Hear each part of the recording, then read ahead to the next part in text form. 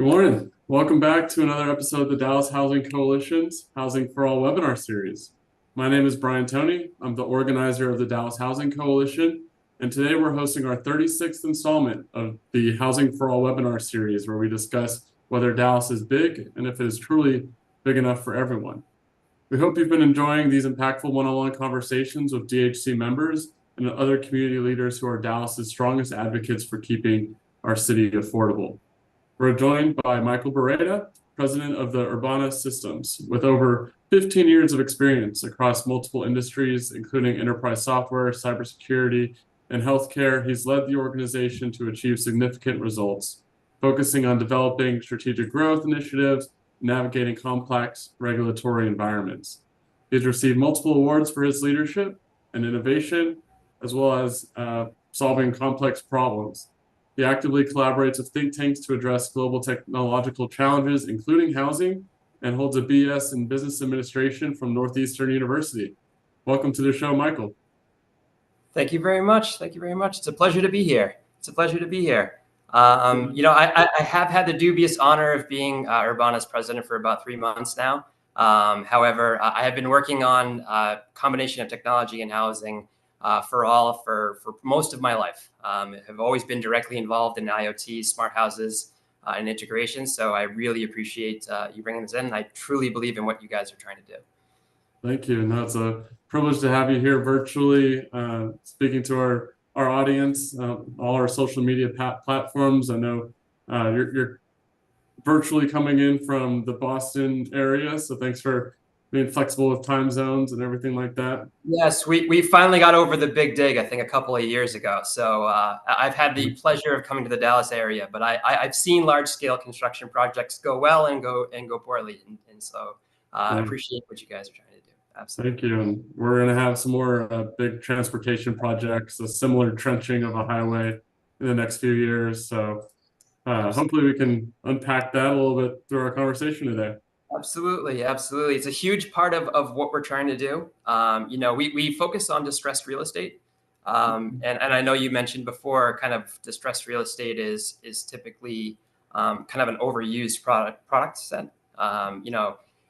Our type of distressed real estate, what we typically use is large scale locations that have had little to no occupancy, or become sort of an eyesore.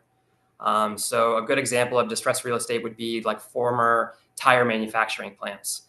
These are 80,000 square foot buildings that are distribution centers, they're manufacturing centers. They're all kinds of things that become eyesores, tax liabilities, and difficult in pollution. Oftentimes these buildings are dilapidated. They're leaking certain chemicals. They're contributing to negative traffic.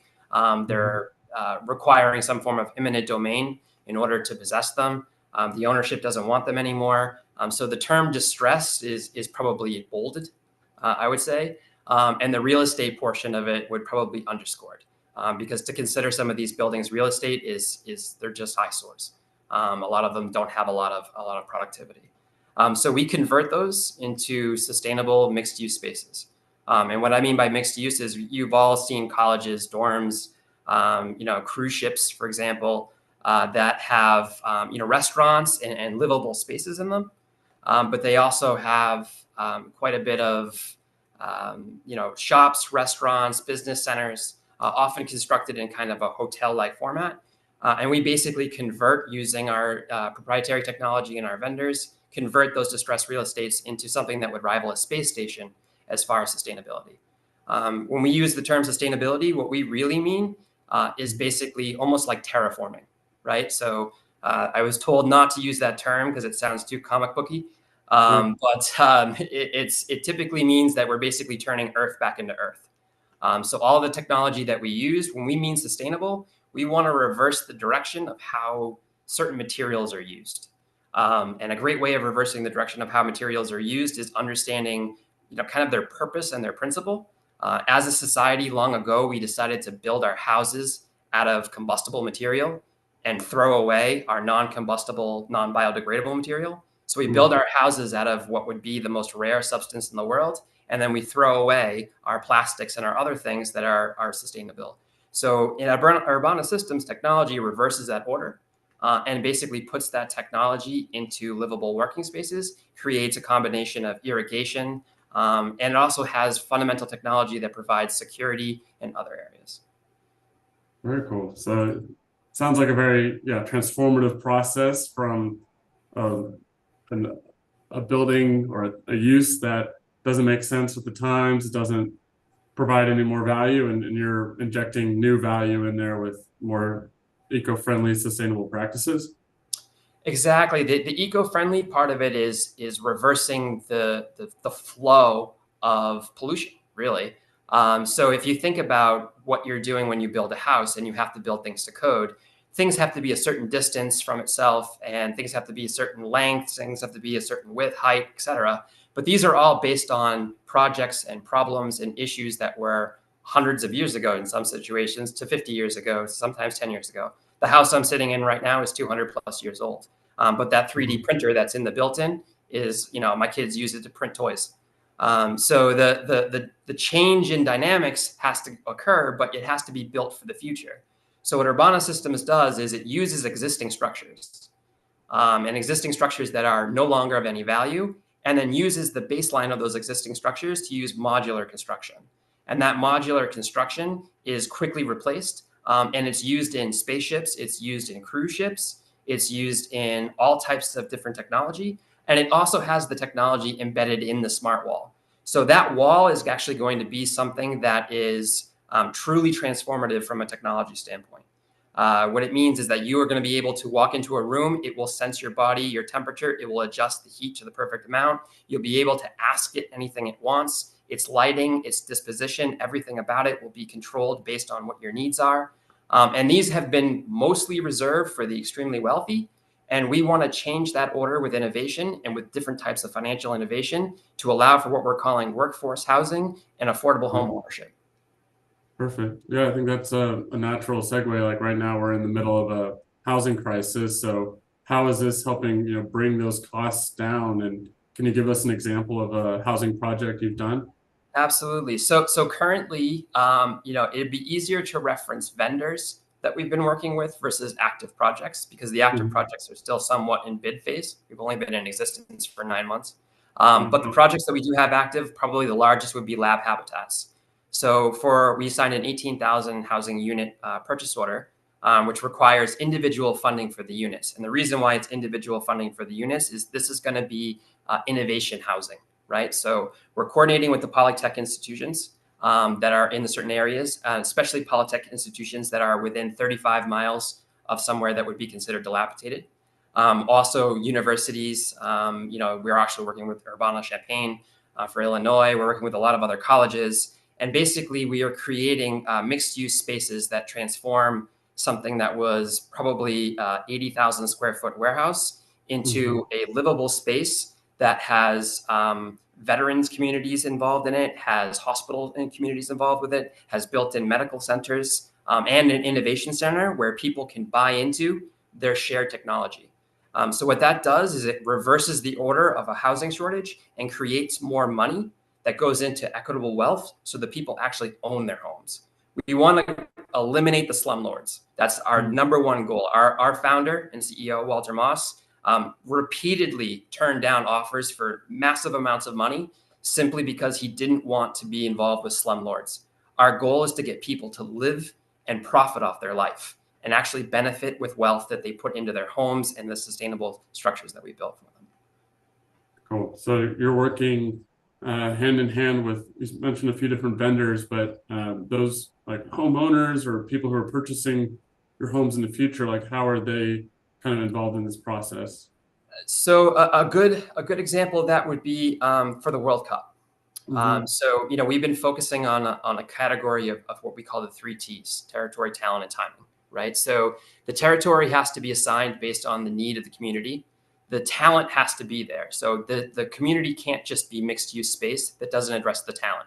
Right. You have to have that mixed use space be relevant to that environment. You don't want to put something that's winterizing in Texas. That doesn't make any sense. So the mixed use space has to be territory specific. And then lastly is timing. So we've been focusing on the World Cup. What a lot of people don't realize about the World Cup is that it's 496 days away. It will be Yeah. the largest sporting event in history. And it will Mhm. be in 17 different US cities, as well as 3 in Mexico and 3 in Canada. And in Mhm. addition to that, there will be 26 additional cities that will be considered called camp cities. And those camp cities are going to house 2.1 million people or visitors to those camp cities. So if you can imagine what that type of influx during the middle of a housing shortage and a collection of natural disasters can cause, that's a great bit of concern. So what we're doing is we're not building necessarily camps for FIFA, but what we're building is workforce housing and converting the areas that are closest to these camps so that people have places to stay. We're also having the mixed use people that are bidding on it actually have those environments be something that they would want. So that if you're staying there for the World Cup, it's temporary housing for the World Cup. But then after they leave, the people that own that property can continuously rent it out for different events, can make money off it, and bring money back into that community. It basically solves a very big problem that we're facing in the real estate development world right now, which is actuarial cost. We cannot diversify risk and capital enough to provide housing for people. So the issue happens is that only a certain number of people can afford a certain amount of property, and only a certain number of people can afford to convert it. And all the natural disasters are happening in the locations where these companies that are backing these issues are located. So Right. not only does your insurance company not have the money to pay your bill, but your insurance company got wiped out by the same hurricane. Yeah. So now all of a sudden you have this huge macro problem where all of this debt is on one side of the equation, and on the other side of the equation is homeless people and people without places to live and stay. So in order to solve that, you have to get that debt to be working for people, and that's where profitable living comes in. Awesome. And that's where Yeah. some of our technology comes in. A great example of that is our thermodynamic technology. So it uses hot air. And what it literally does is it actually compresses that hot air so that the temperature that is done uses the condensation from the pipes to irrigate the micronutrients. So the plants in your house are actually watered by the condensation on the pipes that literally go into the thing. Now you can't drink that water, but for a plant, it's perfect. Very cool. So yeah, it's saving energy. It's recycling a lot of these Water, naturally occurring. the water purification systems eliminate the need for certain forms of plumbing. So we would literally be sustainable on a space station. So you could actually live completely off of your house for that amount of time. This is something that's very, very popular in Hawaii and in wealthy communities. Mm. Has yet to make its way to the large scale market, but we think it could be a huge component in reversing the housing issue. Yeah. Do you have a goal number of housing units or homes that you're trying to put on the ground between now and the World Cup, as Yeah, mentioned? so the lab habitat contract is interesting because it requires us to have 18,000 units, Mhm. and that involves the technology has already been selected, the mixed use space has already been itemized, and the properties have been allocated. Now it's dealing with the ownership of those properties and necessarily the financing for it. So that's where we think we're going to have the individual Yeah. interaction with the people. For everything beyond that, the World Cup has been the principal focus. We have a large webinar event coming up called the Game Plan, which is Right. basically designed around the FIFA cities and the information and intelligence we've gathered throughout our real estate prospecting and what we think could be valuable to them for security and other purposes. Yeah, we'd love to reshare that whenever y'all have that Absolutely, on our social absolutely. media for our people who want to have follow up, learn more about it. 18,000 units. Yeah, it's a great number. It's cool to know that some of this housing stock will last and beyond the World Cup separately, and then hopefully address that housing gap that we have in Dallas and in other markets. Well, I had the opportunity. My family's half Moroccan, and Yeah. so my dad was from Morocco. So we had a lot of opportunity to work with the Moroccan national team, and they were kind of the Cinderella story in Qatar. So one of Mm. the things that the Qatar World Cup actually highlighted was their housing shortage, Hmm. and their housing shortage. They had people staying in containers, Hmm. and these are people that paid millions of dollars to have access to these games. The amount of time it took for them to build the stadiums, how they housed that workforce while they were building those stadiums. These were all concerns that were handled ethically, but appeared very unethically when shown to the public, because you see big empty areas and people huddled in dirty places, and something that looks very similar to some of the dilapidated areas I visit in the U.S. So that was because they didn't foresee the volume. So we've actually been receiving direct intelligence from that organization, stadium information about the number of visitors, about some of the issues they faced, some of the transportation issues they're facing. So we're trying to get ahead of that in World Cup. And we realize that that could be the reason that we get to bring housing to the US. What better story than having FIFA be involved with, providing housing and providing a place for everybody to live, instead of those images you see of, empty Olympic villages with nobody in them, or empty World Cup stadiums with no one in them.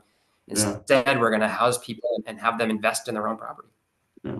I'm glad y'all are thinking about this ahead of time. 400, some odd days away. Dallas is 496 count today. Yeah, you got every day counts, and we're hosting 9 matches in Dallas, which is the most of any market in the country, and or North America for that matter. So everyone, it's 9 Super Bowls. Like, this economic impact is going to be massive, and whether or not we have the infrastructure, housing, transportation, we're going to be on the world stage. So we want to put our best foot forward. And thank you for y'all's work and helping that. Absolutely, absolutely. Well, it's had an international impact. Morocco right now just received the contract for the U17 Girls World Cup. So a predominantly Islamic country is going to be hosting a female sporting event of global proportion. Qatar had the same won the same one. So a lot of really positive things globally happened because we sort of put aside our differences and put them in competition in sport. And it's had a huge impact on things, but it also requires people to care about your everyday life and where you live and what your rent or your income is going towards. Those are all important things to these people, and it's the one thing that commonly unites us. Yeah, sport is one of the ultimate unifiers. You mentioned financing and working with ownerships as a couple of challenges. Are there any other big challenges that you're seeing? So ironically, the biggest challenge is bureaucracy. We hired more attorneys, labor union people, trainers than we did salespeople. So we've actually have more people to deal with the red tape and the objections that the homeowners are facing, instead of necessarily the objections that the salespeople are facing. So we want to overcome the housing issue with actual change. We want to, and that's been the hardest part, is how do you truly affect change? People like yourself are truly affecting change, whereas other people are talking about actions, and it appears like change, but it isn't change. It's activity. It's not progress. And so I think that's been our biggest challenge is overcoming those objections, finding out that, someone might be willing to commit a large amount of money towards you, but they aren't willing to allow you to lend it to other people. Things of that nature have because the people are too poor to receive a loan. A lot of those things we're trying to change. And those are ethical concerns that are built into our system that need to be reversed. And the only way to reverse those is to take it to the people that can make the decisions. That's great. What strategies and partnerships have been most effective to, make that possible? I would say a lot of union relations has been a huge part of it. Unions are anxious to find ways to justify their dues and genuinely help their members. Unions are one of the very few groups of people that still care about their people to an immense extent, and they want to add value. So union partnerships have been huge. We have a huge union relations group. Government has been actually pretty great. There were a lot of barriers to market early on. The government and foreign governments, especially with the international relations portion of our job, has been a huge help. There have been a number of different things like this, really talking with people that are in a coalition that have a problem, that are open to hearing a solution, and that aren't really looking at it as a business thing, but more as a mission. I think that's been the biggest. And then lastly, the police departments. They have been hugely helpful. I cannot tell you enough how much I appreciate Atlanta as well as Boston PD for what they've been doing. It's been incredible. Dallas has been a close second to that as well. We have an interim chief Michael Eco right now, but Yeah, but that's kind of the hard part is when there's disorientation, people tend to listen to you. When sure. there's no disorientation, people tend to, kind of give you the cold shoulder. I think a little bit of constructive tension was actually what got things moving. I think if there wasn't that overarching will of the people being addressed, I don't think things would have been changed as rapidly as they have been. That's awesome. Glad to hear it. When we're talking again about those transformations and housing through redevelopment, we want to make sure it remains affordable and the long term, especially in cities like Dallas where property values are going up. Is there any kind of secret ingredients or anything that you can offer that helps maintain that affordability, you think? Well, Yes, actually, the affordability is more about the cost of owning something than it is the cost of buying it. mm, So what Urbana Systems has is we have a chief financial officer, and then we have a chief financial innovation officer. And the chief financial innovation officer, what they do is they structure loans and debt payments so that you're always building equity in whatever you have. So even mm, if you want to grow micronutrients, you can grow your own ingredients in your house, and your heating and your plumbing is what's watering your micronutrients. So you're then format a loan where the down payment is based into equity in the mixed use space. So you own a little portion of that mixed use space.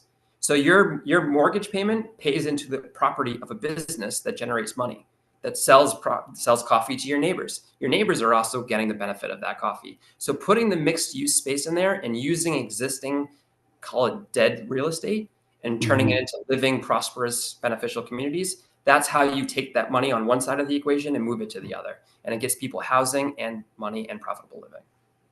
Yeah, that's awesome because it's one thing to purchase the home, but like you said, to be able to afford to stay in the home and pay your mortgage, any help that they can have monthly. If you don't have a utility bill and your Yeah, utility company pays you, you own your house, and then you take your utility bill payment and you roll it into your mixed use payment, and now you mhm, just paid into your business. So now Starbucks and Panera are in your building, and the Starbucks and Panera you buy go into the mortgage of your house. It's about awesome. consolidating debt and using mixed use. It's creating profitable living so that the workforce benefits and not necessarily the corporations benefit equally as part of it. Yeah, that's great. And that's a really cool position that you have, the Chief Financial Innovation Officer.